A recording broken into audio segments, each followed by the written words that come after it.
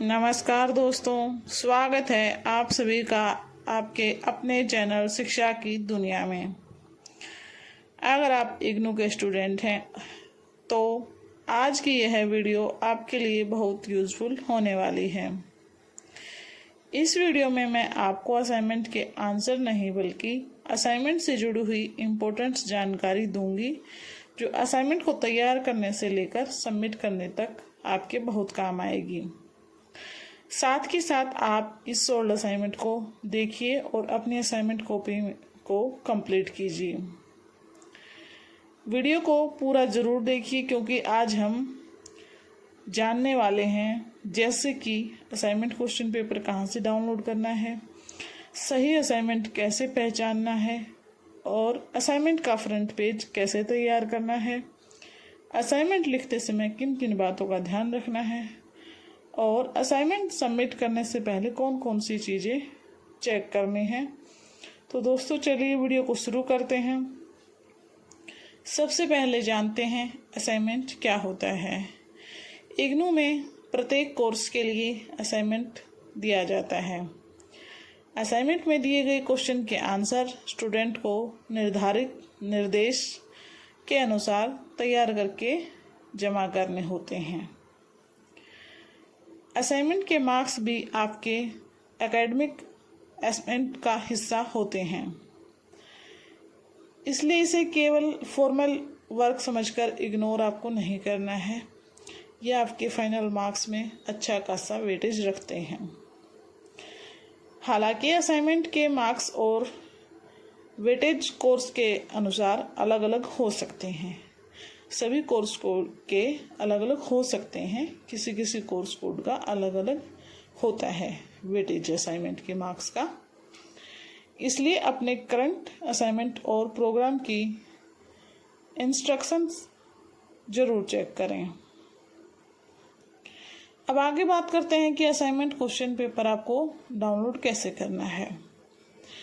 इग्नू की official current assignment portal पर जाना है, जहां आप अपने प्रोग्राम और कोर्स के अनुसार असाइनमेंट खोज सकते हैं।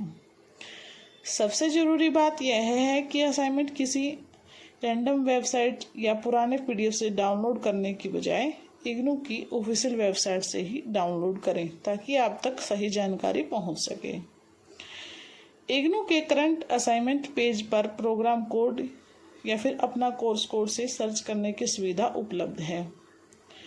असाइनमेंट डाउनलोड करने से पहले वैलिड सेशन और कोर्स कोड जरूर चेक कर लें और ये भी ध्यान रखें कि आपका जो सेशन हो आप उसी को सिलेक्ट करें। ध्यान रखना है पुराना असाइनमेंट देखकर उसे करंट असाइनमेंट ना समझ लें।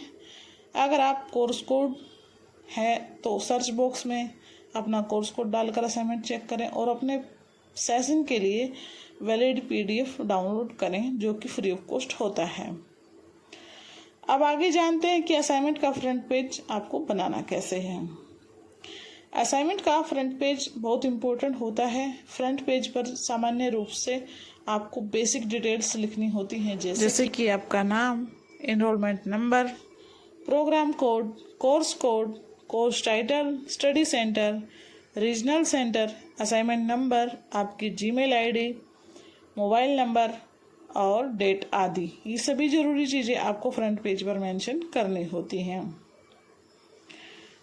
अब आगे है कि आपको कौन सी बात ध्यान में रखनी है।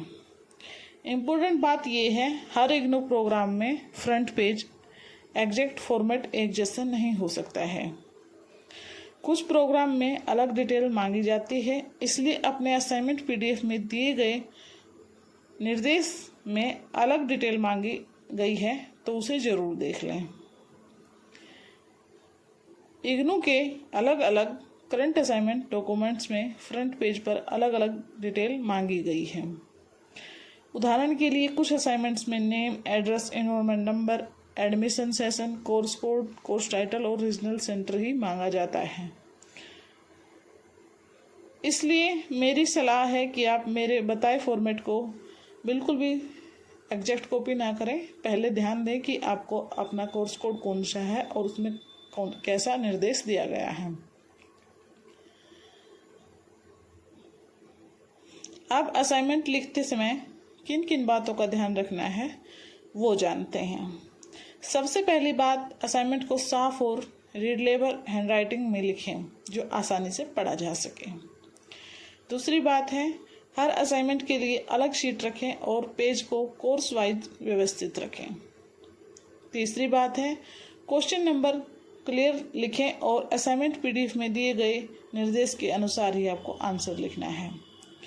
निर्देश का मतलब है कि जैसे किसी में आपसे 500 वर्ड मांगा जाएगा, किसी में 400 भी हो सकता है।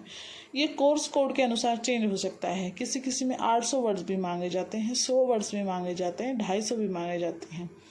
इसलिए आपको जो आंसर लिखना है ना, अपने निर्देश के अनुसार ही तैयार करना है। चौथी बात है, जहाँ जरूरी हो वहाँ हेडिंग और इम्पोर्टेंट पॉइंट्स को अंडरलाइन कर सकते हैं। पांचवी बात पर आते हैं, असाइनमेंट को जल्दबाजी में पूरा नहीं करना है। सबमिट करने से पहले असाइनमेंट दोबारा चेक कर लेना है ताकि आपसे कोई गलती ना हुई हो, बीच में कोई पेज मिस ना हो, आगे पीछे ना हो गया हो। ज़्यादा कटिंग है तो आप उसे पेज को हटाकर दोबारा से लिख दें। हाँ, जब आप असाइनमेंट लिखें तो आपको ब्लैक और ब्लू पेन का इस्तेमाल करना है और A4 साइज शीट का इस्तेमाल करना है। इसके लिए हम आगे बात करेंगे। इग्नू की गाइडलाइन में A4 paper, margin, question number और नीट प्रेजेंटेशन जैसी बातों का उल्लेख मिलता है, लेकिन पेपर साइज और एग्जैक्ट फॉर्मेटिंग प्रोग्राम की निर्देश के अनुसार अलग हो सकती है। इसलिए हमेशा अपने असाइनमेंट पीडीएफ को सेव करें और उसमें जो निर्देश दिया गया है उसी को फॉलो करें। एक और बहुत ज़रूरी बात, असाइनमेंट अपनी हैंडराइटिंग में अपने शब्दों में लिखना चाहिए। जहां आपको प्रोग्राम की निर्देश हैंडराइटिंग सबमिशन मांगी जाती है, यहाँ से आंसर आप जरूर देख सकते हैं, लेकिन उसे थोड़ा मॉडिफाई करके लिखें। अपने शब्दों में लिखने की कोशिश करें, इससे आपके अच्छे मार्क्स आएंगे। किसी दूसरे स्टूडेंट का असाइनमेंट बिल्कुल भी कॉपी नहीं करना है। इग्नू के कई करंट असाइनमेंट गाइडलाइंस में कॉपी को लेकर स्पष्ट निर्देश दिए गए हैं। अब बात करते हैं असाइनमेंट सबमिट करने की। असाइनमेंट तैयार होने के बाद उसे कहाँ सबमिट करना है, यह आपके प्रोग्राम और रीजनल सेंटर की करंट इंस्ट्रक्शंस पर डिपेंड कर सकता है। कहीं फिजिकल सबमिशन की व्यवस्था होती है और कुछ रीजनल सेंटर में ऑनलाइन सबमिशन के लिए लिंक दिया जाता है। इसलिए आपके स्टडी सेंटर की गाइडलाइन जरूर देख लें। सिर्फ पुराने यूट्यूब वीडियो को जानकारी पर डिपेंड आपको नहीं रहना है। किसी भी पुराने वीडियो की जानकारी आप अगर रखते हैं तो एक बार नई वीडियो देख लें या फिर अपने जो स्टडी सेंटर हैं वहाँ पर पता कर लें। अपने रीजनल सेंटर की लेटेस्ट नोटिस आपको ज़रूर चेक करनी है, चाहे वो किसी भी बारे में हो। अगर ऑनलाइन सबमिशन की सुविधा दी गई है तो पीडीएफ बनाते समय रीजनल सेंटर की निर्देश को ध्यान में रखना है और उसको फॉलो करना है। कुछ रीजनल सेंटर निर्देश में कोर्स वाइज सिंगल पीडीएफ और फर्स्ट पेज पर स्टूडेंट डिटेल्स जैसी रिक्वायरमेंट्स दी गई है। मेरी तरफ से आपके लिए कुछ बहुत ज़रूरी सुझाव है दोस्तों। असाइनमेंट सबमिट करने के बाद उसका प्रूफ ज़रूर आपके पास रखें। जो आपकी रिसीविंग स्लिप होती है वो आपको ज़रूर से ज़रूर वहाँ पर लेनी है और